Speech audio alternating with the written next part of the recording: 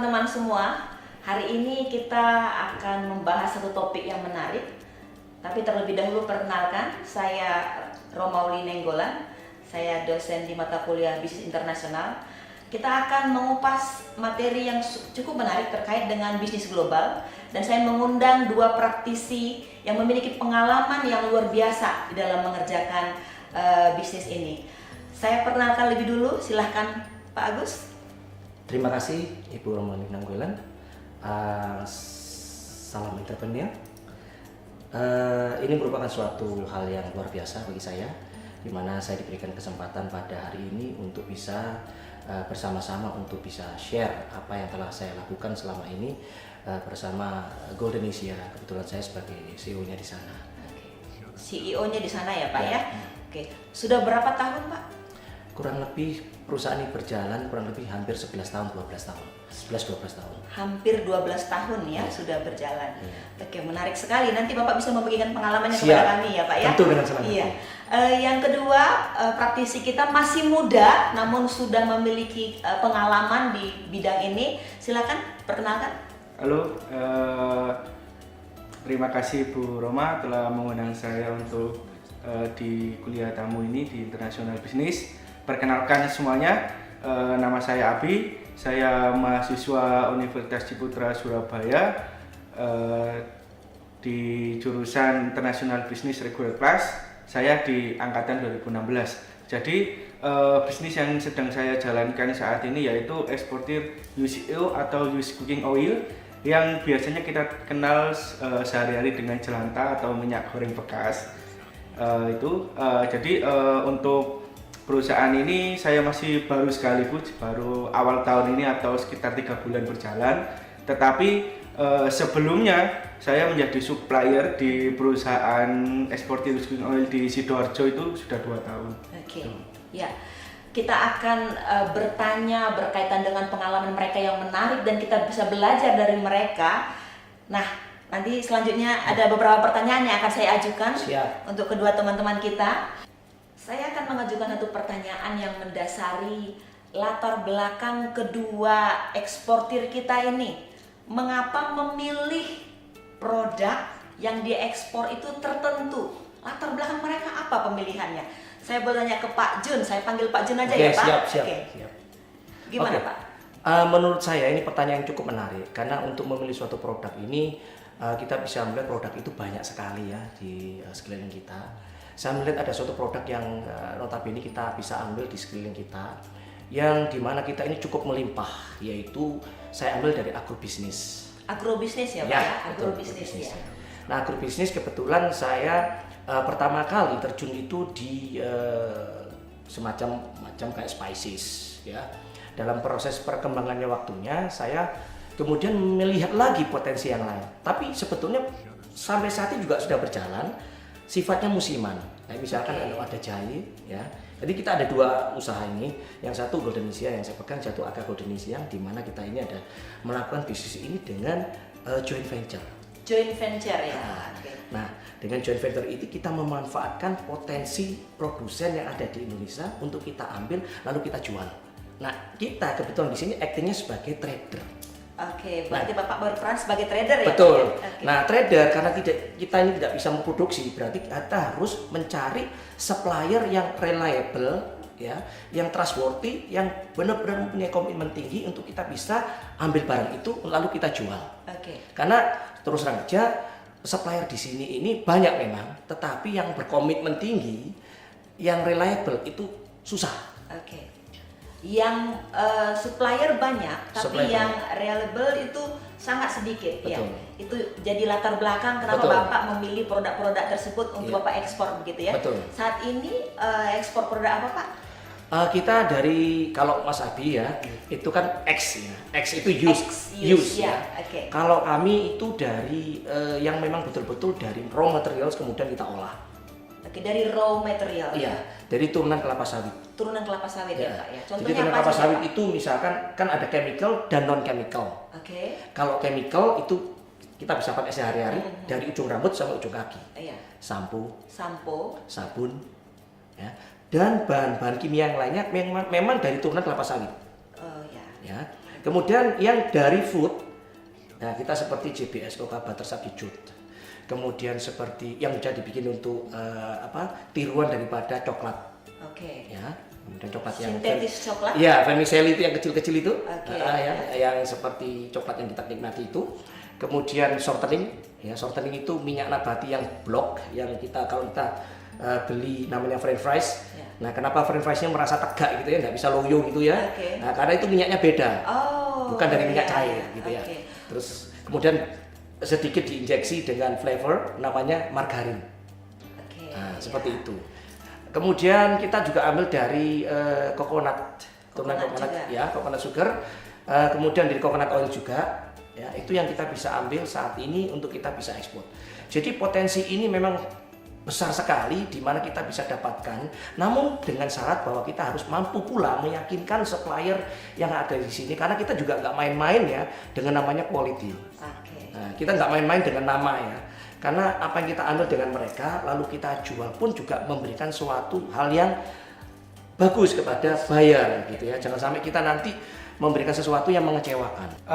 Jadi yang sedang perusahaan kami ekspor adalah used cooking oil, cuman satu produk saat ini, tapi tidak menutup kemungkinan turunan kelapa sawit seperti PAO. PAO itu palm acid oil dan CPO high acid. Jadi mungkin dalam 6 bulan ke depan kami bisa ekspor salah satu dari 2 pilihan produk ini. Oke, ada pilihan Itu sih lagi pilihan ya. ya. Jadi untuk pertama yang sedang kami fokuskan adalah used cooking oil.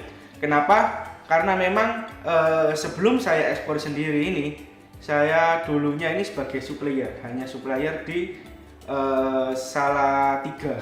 Jadi ada 3 perusahaan yang saya supply di Sidoarjo. Oke. Itu karena kenapa saya memutuskan bisa ekspor sendiri, karena memang kuantiti yang saya dapatkan setiap bulannya selalu naik. Jadi untuk ekspor used cooking oil ini seperti yang Pak Ajun bilang, Pak Agus bilang bahwasanya kita nggak pernah ekspor kurang dari 1 kontainer, itu nggak bisa. Betul. Apalagi kita loadingnya pakai flexi bag. Jadi flexi bag ini sebuah bentuk khusus seperti balon yang ada di dalam kontainer yang diisi cairan. Oke. Jadi memang nggak bisa dicampur dalam satu kontainer. Jadi minimalnya kita pakai plastik bag itu ukuran atau isi 20 sampai 23 ton. Oke. Dan used cooking oil ini sangat mudah sekali didapatkan sebetulnya. Tapi mudah ya? Iya, sangat mudah sekali karena kami punya beberapa strategi untuk bisa mendapatkan used cooking oil ini dari supplier-supplier. Jadi kenapa used cooking oil yang kita pilih ya karena memang itu sebuah produk yang sangat mudah dicari, yang memang awalnya itu kita nggak tahu ya kalau itu mempunyai nilai ekonomis. Jadi banyak orang yang mengira bahwasanya jelantah atau UCO ini tidak mempunyai nilai ekonomis, itu salah. Bahkan untuk harga saat ini used cooking oil ini menyentuh hampir sama dengan minyak baru, hampir menyentuh. Ada yang ingin saya tekankan lagi tadi Pak, itu LCL itu apa itu kepanjangannya dan maksud tujuannya buat apa ya Pak? Oke, terima kasih Bu, pertanyaan cukup menarik juga. Mungkin bagi para pemula mungkin bingung apa itu LCL. LCL itu adalah kepanjangan dari kalau dalam istilah bahasa Inggris less than one container load. Saya ulangi, less than one container load.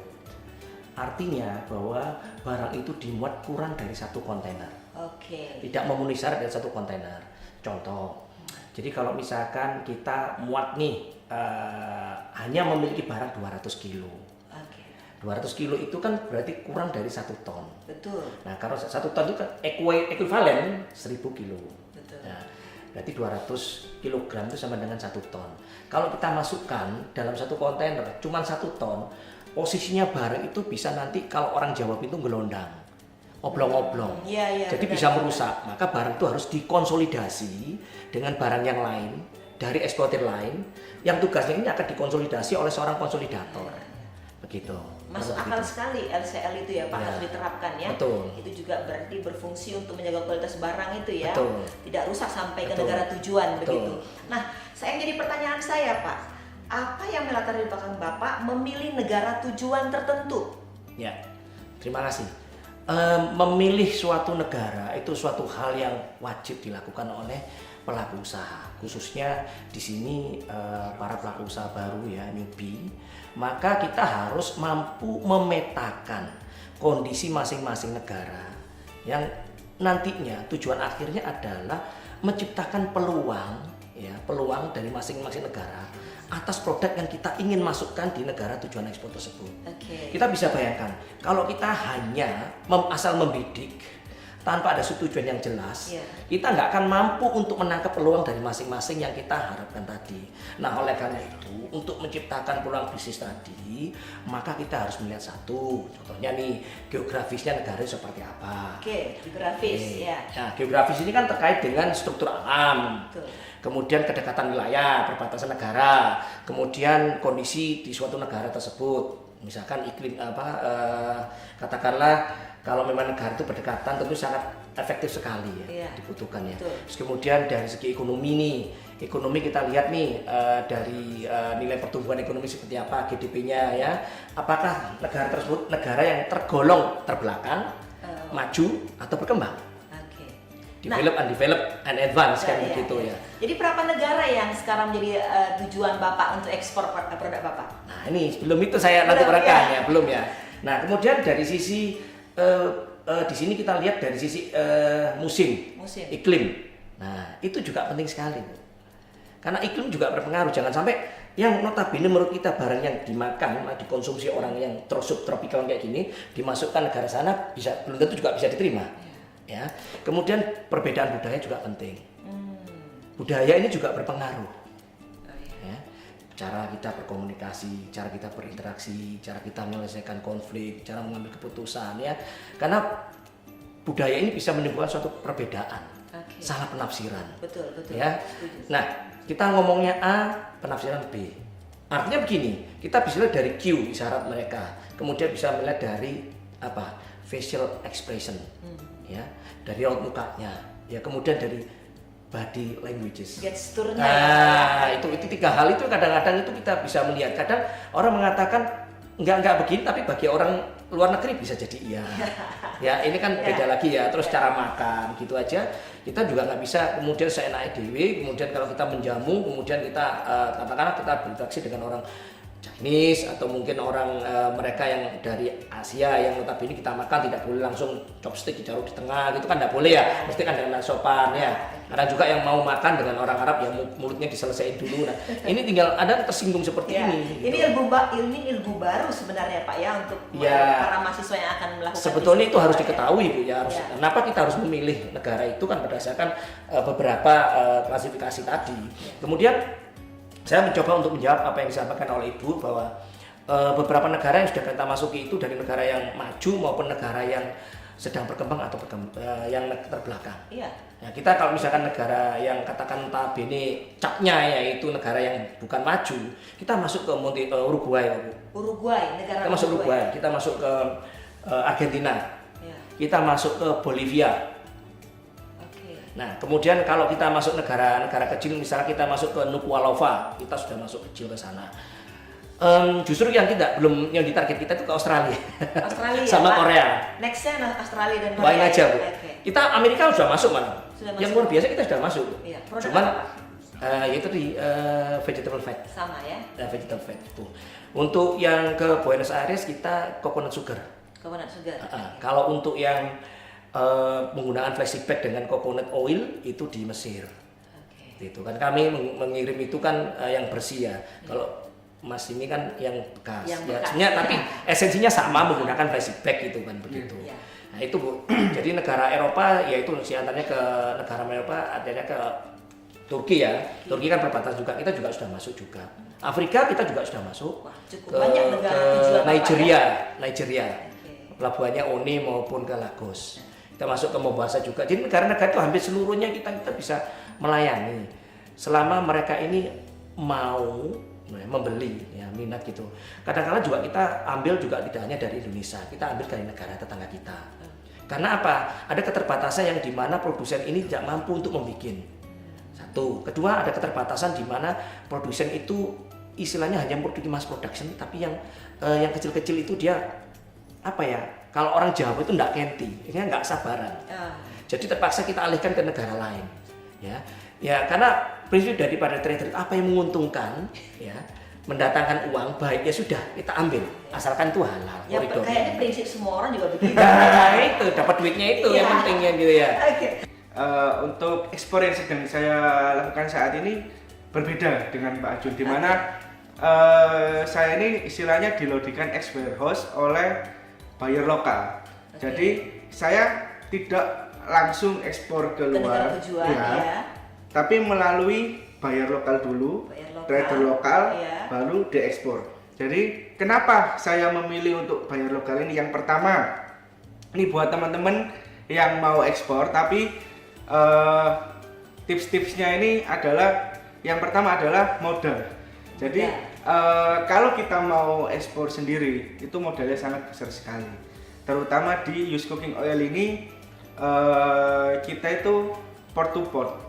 Port to port. Iya, jadi apa itu port to port ini dari pelabuhan asal ke pelabuhan tujuan. Jadi pembayarannya ini enggak dari pelabuhan kita, tetapi ketika barang sudah sampai di negara tujuan dan sudah dicek valid, baru kemungkinan masih dibayar.